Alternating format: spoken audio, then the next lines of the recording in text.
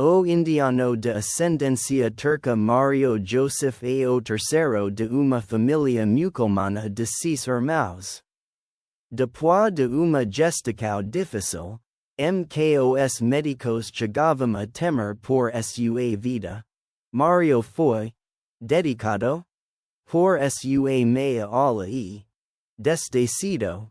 Tive uma vida muito diferente da que seus irmãos levavam.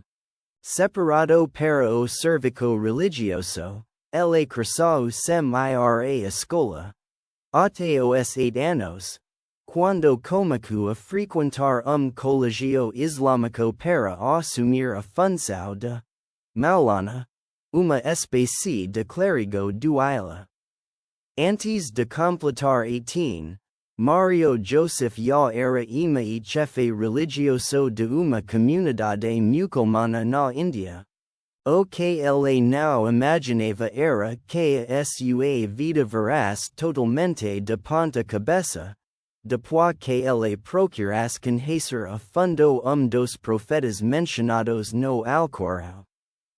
Seu nome era Jesus Cristo. Quem é Jesus? Eu trabalhava em uma mesquita, como parroco, e dia. Enquanto eu pregava em minha comunidade que Jesus Cristo não era Deus, pois, para mim, Deus era apenas Allah e, como ele nunca se havia casado, não tinha nenhum filho, alguém da multidão, talvez até muçulmano, perguntou-me, quem é Jesus? Eu estava pregando que ele não era Deus, mas a sua pergunta era, quem é Jesus? Para saber quem ele era, li o Corão inteiro mais uma vez 114 capítulos, 6.666 versículos. Quando li, encontrei o nome do profeta Maomé em 4 lugares, mas o nome de Jesus, EUAKM 25. A partir de então, comecei a ficar pouco confuso. Por que o Alcorão dava mais preferência a Jesus? Uma segunda coisa era que eu não conseguia ver o nome de nenhuma mulher no Corão. Nem o da mãe de Maomé. Nem o de sua esposa. Nem o de suas filhas, nada. La, ha único nome de mulher que encontrei. Maria, mãe de Jesus, e nenhum outro. O capítulo 3 do Corão se chama, Família de Maria, e o 19, simplesmente, Maria. Capítulo todo dedicado a ela. Então, eu fiquei curioso para saber por que o Corão dizia todas aquelas coisas.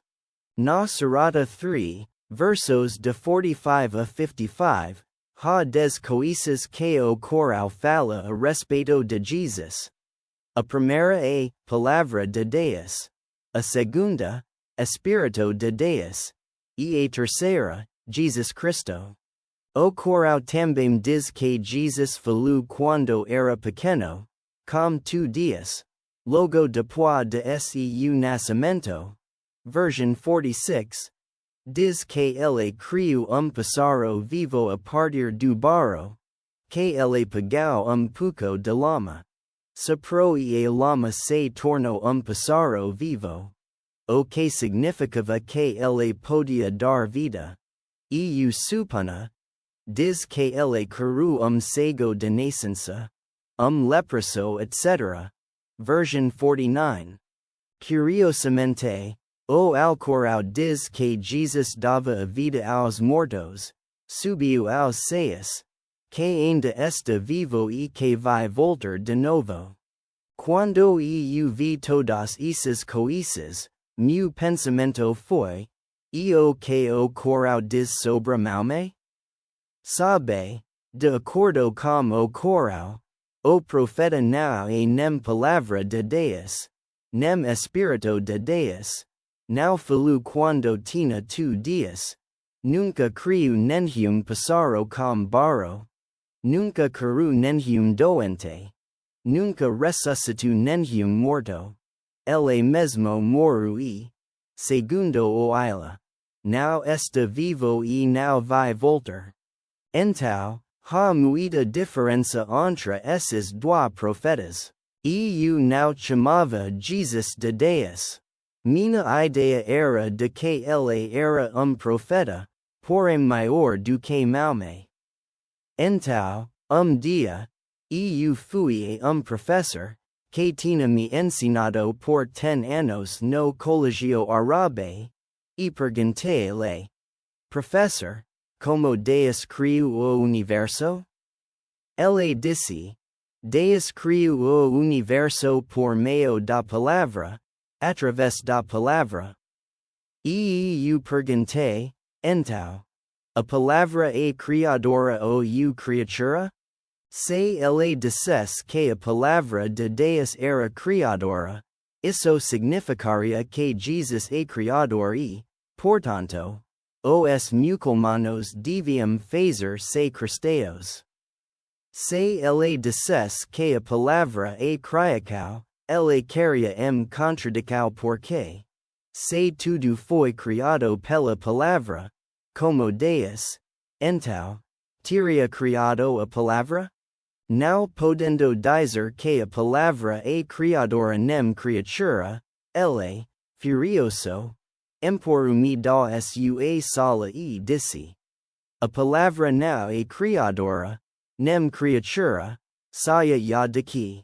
La a Bíblia. Então, eu disse ao meu professor: a palavra não é criadora, nem criatura, e por isso os cristãos dizem que a palavra é filho de Deus. Daí, ele me disse que, se há filho de Deus, eu deveria mostrar-lhe a esposa de Deus. Sem esposa, impossível ter filho. Mostrei-lhe trecho do Corão, que diz que Deus pode ver, não tendo olhos, falar, não tendo língua, e ouvir, não tendo ouvidos. Se é assim, eu disse, ele pode ter filho sem uma esposa. Nós tivemos uma grande discussão, e sabe o que eu fiz no final? Pego meu Corão, abracei-o contra o meu peito e disse: Allah, diz-me o que eu devo fazer. O vosso Corão diz que Jesus está vivo ainda e Maomé não está mais. Diz-me qual delas eu devo aceitar. Depois da minha oração, abri o Corão, sem perguntar a ninguém. Apenas a Allah e li o capítulo X, versículo 94, que dizia: se tiveres alguma dúvida sobre esse Corão que te dou, la Bíblia ou perguntar ao seu povo. Aqueles que lima a Bíblia. Então, se você me perguntar quem me fez cristão, eu direi que não foi nenhum sacerdote, nenhuma religiosa, nenhum bispo, nenhum cardeal, nem mesmo o Papa. Foi o Corão que me converteu ao cristianismo. Depois disso, então, eu decidi estudar a Bíblia e comecei a frequentar uma casa de retiros chamada Divine Retreat Center, na Índia. Enquanto eu fazia meus estudos bíblicos, houve muitos pontos da Bíblia que me tocaram. No primeiro dia, o padre leu o Evangelho de S. João, capítulo I, versículo 1 seguintes. No princípio, era a palavra, e a palavra estava com Deus, e a palavra era Deus, e a palavra se fez carne. O meu Corão dizia que Jesus era a palavra de Deus, e agora a Bíblia também. Eu comecei a achar os dois livros muito parecidos e fiquei muito feliz em saber que eu precisava do Corão e da Bíblia, de ambos. Eu estava desse jeito. Dia me tornava cristão, no outro, muçulmano. Até que eu ouvi mais uma palavra. João, I. 12. Uma palavra que eu acolhi com muita docilidade. Está escrito na Bíblia que, aqueles que aceitam Jesus, ele dá-lhes o poder de se tornarem filhos de Deus.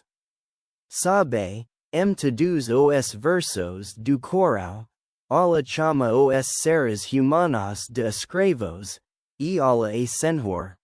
Mas o Senhor não pode amar o seu escravo, nem o escravo amar o seu Senhor, e eu não gosto de ser chamado por alguém de escravo. Mas, quando ouvi aquele versículo, eu imediatamente falei. Eu preciso de Jesus, porque eu quero ser filho de Deus. Foi então que eu comecei a chamar a Deus de Pai porque, até então, não sabia que podia chamá-lo de Pai, assim como fez Jesus, ensinando a oração do Pai Nosso. Se você me perguntar, eu não consigo expressar a minha alegria toda vez que chamo a Deus de Pai. Sempre que eu penso que o Criador do Universo é meu Pai, eu sinto uma alegria inexprimível, uma experiência que não consigo explicar. Foi ali que eu decidi aceitar Jesus. O meu pai só estava obedecendo ao Corão. Nessa época, eu estava fora de casa. Os meus pais pensavam que eu estava em minha mesquita. E o pessoal da mesquita achava que eu estava em minha casa. Quando eles se comunicaram, perceberam que eu não estava em nenhum dos dois lugares. Então, eles procuraram por mim em todo lugar, publicaram aviso em vários jornais e na televisão. Até finalmente me encontraram em uma casa de retiros católica. Quando meu pai chegou lá, foi terrível. Ele me espancou muito, até eu sangrar pelo nariz e ficar inconsciente. Daí, ele me levou para casa. Eu não sei como, porque estava inconsciente, mas de alguma forma ele me levou. Quando voltei a mim, eu estava em uma sala pequena, sem roupas, completamente nu, com os meus braços e pernas acorrentados. Eu não podia nem mesmo falar porque havia pó de pimenta em minha boca, em meu nariz e em meus olhos, e, não de quer que houvesse uma ferida em minha pele, eles também colocavam alguma pimenta, para me queimar. Eles fizeram tudo isso porque está escrito no Corão, em mais de 18 passagens, para lutar contra os infiéis, e está escrito, em alguns lugares, para matar quem rejeita o Ilha. O meu pai só estava obedecendo a lei do Corão. Durante todos aqueles dias, eles não me deram nada para comer ou beber. Desidratado, eu tentava lamber pouco do sangue que escorria, para molar a minha garganta. Veio então o meu irmão e passou urina em minha boca. Eles dizem que esse é o castigo que merece quem acredita em Cristo.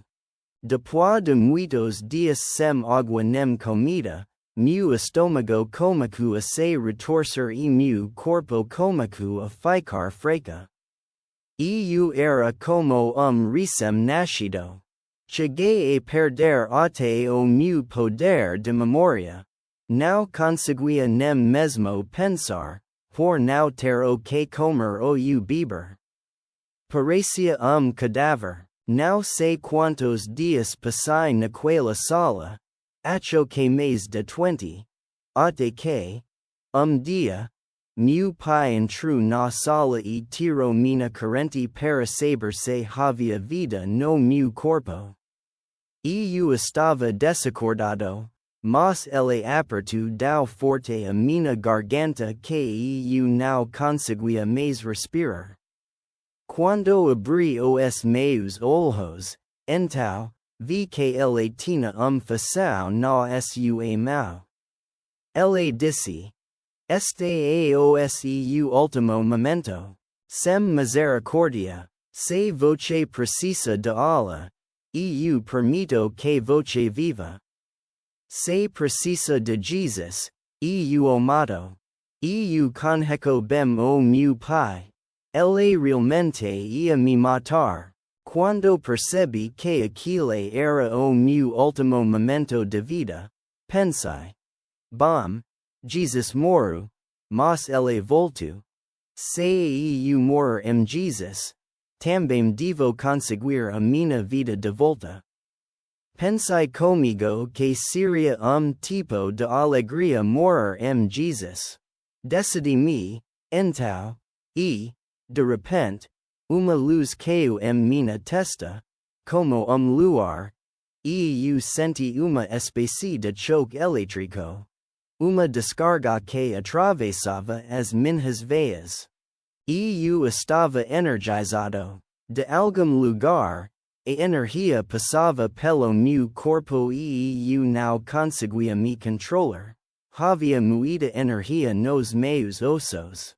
Então, eu empurrei as mãos de meu pai para baixo e gritei: Jesus!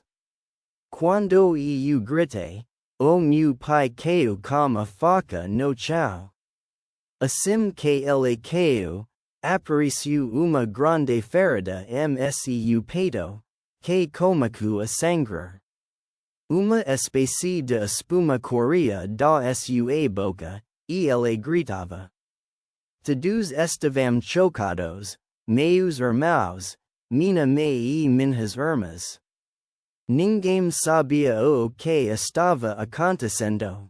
Eles pensaram que meu pai já estava morto.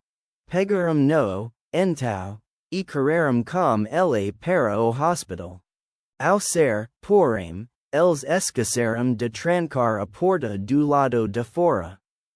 E eu, mesmo depois de tantos dias sem comer, como recém-nascido, tinha uma energia que não sou capaz de explicar. Vesti, então, as roupas do meu pai, saí corri para o ponto de táxi a fim de fugir para Pata. No caminho, o taxista, que era cristão e conhecia a minha história, comprou-me alguns doces e suco.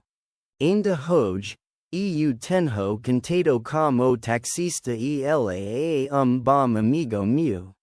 Naquele dia, eu entendi que meu Jesus está vivo, mesmo agora.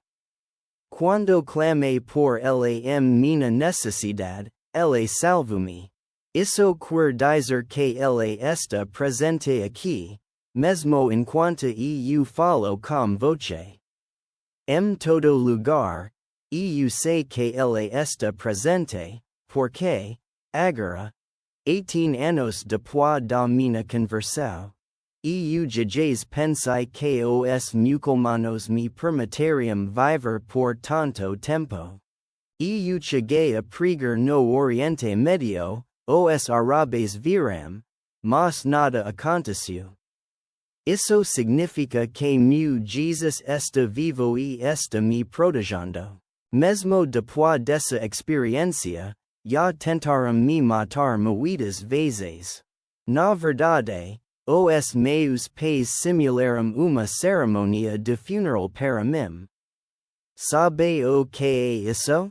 Eles fizeram uma estátua minha, enterraram em túmulo e escreveram a data do meu nascimento e o dia do meu falecimento. Ou seja, o dia em que eu me fiz cristão, quando recebi o batismo. Aquella é a data da minha morte para eles me enteraram. Então, eu tenho o meu próprio túmulo na minha cidade natal. Eu sei disso porque dos meus amigos cristãos, quando passo por lá, tiro uma foto do túmulo e mando para mim.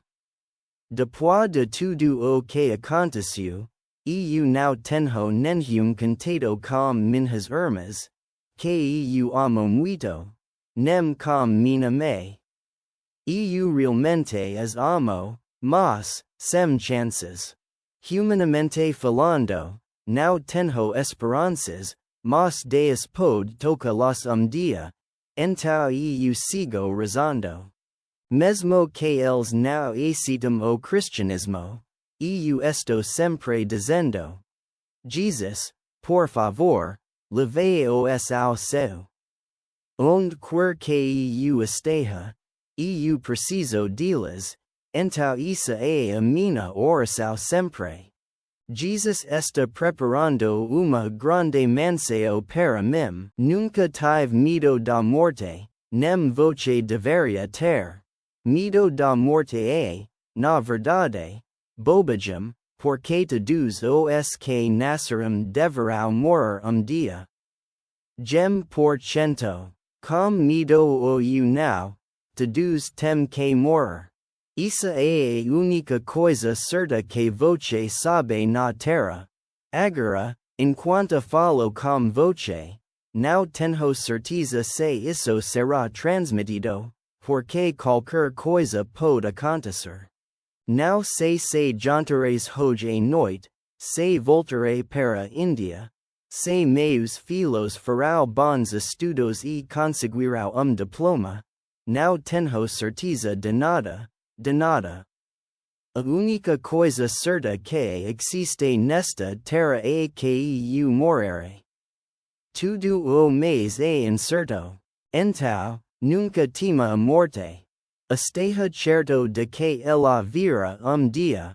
O que você pode fazer é pensar.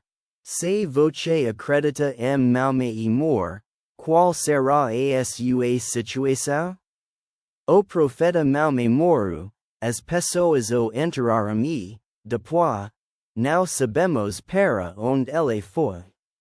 Se eu morrer nela, não sei para onde irei. Todos os deuses hindus, existem tantos deuses e deusas em meu país. Todos viveram, criaram história, morreram, as pessoas os enterraram, e não sabemos para onde eles foram. Então, se eu acredito em todos eles, não sei qual é o meu futuro. Mas Cristo, que morreu, voltou. Por isso, eu tenho a esperança de que, se eu morrer em Cristo, eu voltarei. É melhor, portanto, estar certo da morte e morrer em Cristo. Jesus diz bem claramente em João 14, 2-3.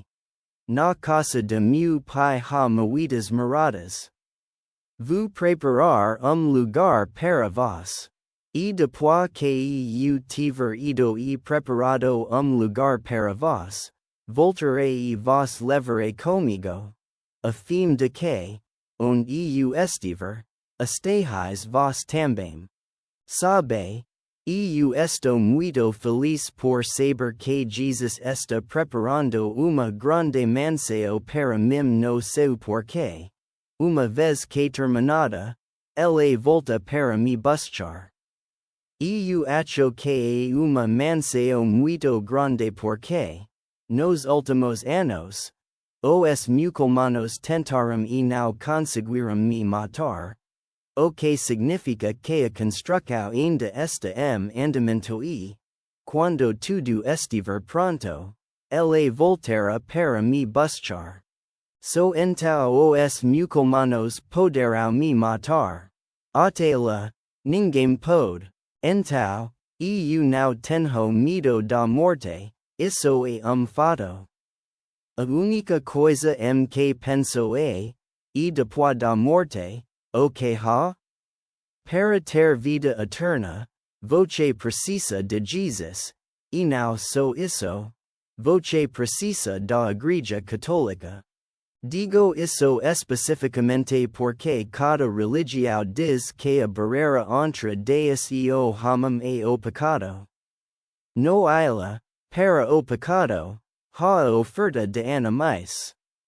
No hinduísmo, há a reencarnação. Mas se no cristianismo o próprio Jesus remove o meu pecado e a minha punição e me faz puro para levar-me até o céu. Jesus é meu Salvador, ele é perfeito homem, porque su homem, meu Salvador deve ser homem. E ele é perfeito Deus, porque eu preciso da vida eterna, isso ele pode dar-me. É muito simples dizer-lhe porque. A consequência do pecado é a morte. Assim como, para remover a escuridão, voce deve trazer luz, para remover a morte, voce deve trazer vida. Mas a vida de quem? No Antigo Testamento, eles davam a vida de animal, porque acreditavam que a vida estava no sangue, e sangue animal. Os muçulmanos ainda estão fazendo isso. Mas, para remover minha morte, eu preciso ter vida eterna. Ora, de onde posso ter vida eterna? Se de Deus, e isso é dado por Jesus na cruz. Por isso, quando eu participo de seu corpo e sangue, eu estou participando de sua vida. Tomando parte de sua vida. É por isso que Jesus me chama de irmão, e Jesus e nós, ambos, chamamos Deus de Pai. É uma união com Ele, na qual nós obtemos a vida eterna. Para receber isso sempre, voce deve ser católico, porque Jesus disse claramente: se voce como o meu corpo e bebe o meu sangue, nunca morrerei, mesmo se morrer, eu o ressuscitarei, cf. Jo, v. Foi assim que eu decidi tornar-me cristão e, especialmente, católico. Uma palavra é Europa. Nós somos muito fracos em educar nossos filhos na fé. Somos muito fracos. E essa fraqueza origina-se em nós quando começamos a falar demais de liberdade. Quando começamos a dar muitas liberdades que não são permitidas por Deus, como, por exemplo, casamento, gay, aborto e drogas, que são legalizados em todos os países agora, ninguém tem o direito de questionar ninguém. Nem os pais têm o direito de questionar os filhos. Essa liberdade é verdadeiro obstáculo para transmitir a fé. Além disso, nessa liberdade, os pais são incapazes de mandar as crianças as aulas de catecismo. No ila, como se trata de uma religião política, eles tentam regular o mundo com a lei da Sharia, acaba-se obrigando as crianças a irem à escola. Desde a infância, eles são treinados em sua fé para serem fanáticos. Eu digo que devemos respeitar o ser humano, devemos dar-lhe total liberdade. Mas, ao mesmo tempo, desde a infância, devemos educar as crianças no catolicismo. Se isso for possível, definitivamente a Europa mudará. 2 dias atrás, depois de chegar aqui, eu estava rezando pela Europa e perguntei ao Senhor qual era a mensagem que ele tinha para esse continente, especialmente para a Espanha. A mensagem que eu recebi vina do livro do Apocalipse, capítulo 2, versículos de 2 a 4. Diz o Senhor, sei o qual duro trabalhaste por mim.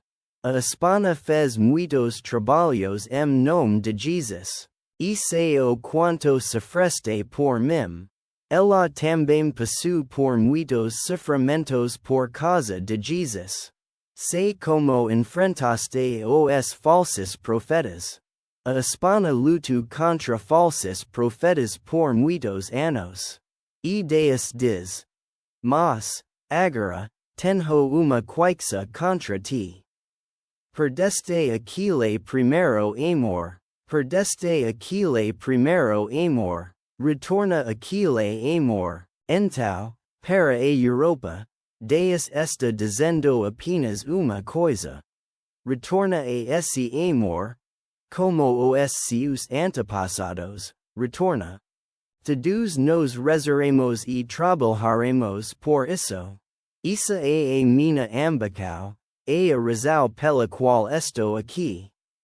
Não era meu desejo estar aqui, mas Deus mandou-me a Europa. Há muitos profetas que estão vindo para a Europa. E há tantos profetas e santos na Europa que passam despercebidos por nós. Como todos nos rezando e trabalhando juntos, no fim, as mudanças acontecerão.